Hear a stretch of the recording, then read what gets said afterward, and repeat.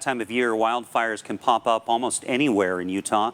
The current big fire, an example, and you're looking at it right now, the Dalton Wash Fire is east of Virgin in Washington County. That's pretty close to Zion National Park, the area of Zion where most of the tourism is seen. So to join us to talk about fire potential here in Utah, we have Predictive Services Meteorologist Shelby Law. And Shelby, so glad to have a chance to talk with you. Tell me, at this point in the year, what are you most worried about?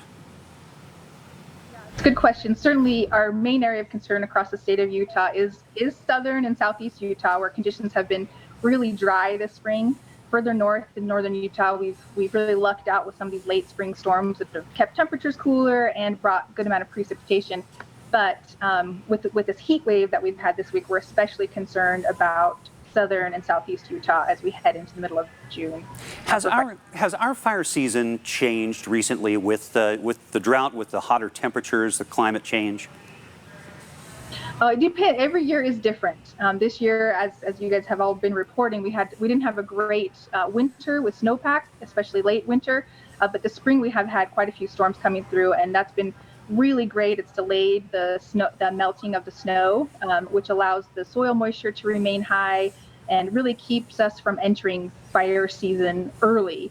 So we're on track for just like a normal start to fire season, which is typically mid-June is when we start to see our large fires popping up. But the more of these storms we get coming in and keeping temperatures cooler and bringing some precipitation, even if it's just to northern Utah, that really helps shorten our fire season, and by starting a little bit later than we would be if we were already so hot and dry by this time. And as a predictive services meteorologist, I imagine that specialty requires you to look at some different things. You know, we have our meteorologists in the TV business, but you look at the ground as much as you look to the sky, don't you? You pay attention to what's in the ground. Yes, the vegetation, so the state of the vegetation. And certainly we pay attention to the long-term drought. We have different types of vegetation that respond to weather at different time intervals. So our heavier fuels, our big logs, our timber, it's the long-term drought that really impacts how susceptible those vegetation types are to burning. But then we have like our more shrub types and our grasses that respond more quickly to changes in the weather. And so this year, we're definitely more concerned about our shrubs and our timber because of that ongoing drought. When we have a dry fall like we had last year, we don't tend to have a really big cheatgrass crop, which is usually what is our biggest problem for fire spread if you're talking about grasses. And so even in southern Utah, things have been really dry down there, and so we're concerned about the fire spread in our brush and timber vegetation types. We don't have a huge grass loading down there this year, so that's going to really limit to some extent how quickly the fires will spread. But once they get into the brush and the timber, they can become longer duration type fires and become bigger problem fires. And it sounds like part of what you're saying is that the rain helps in the short term with things like the soil moisture and the grasses and those kinds of things, maybe not so much with the grasses, but that long-term drought means the big things are dry. The trees are dry, the shrubs are dry.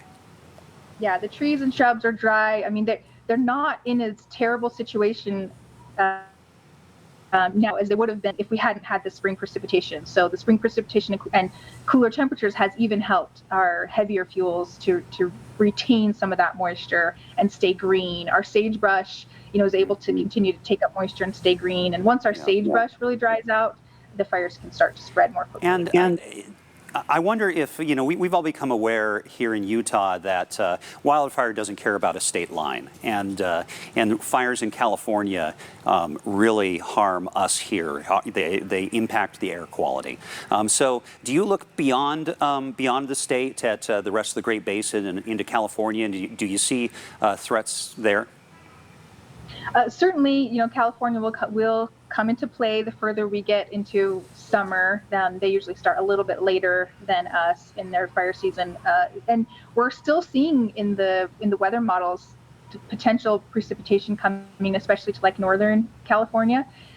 So there's, we're still seeing the potential for some moisture, which will delay the start of their fire season a little bit, but You know, as we get into August and September, it's anyone's bet at this point what kind of fire season they'll have at that point.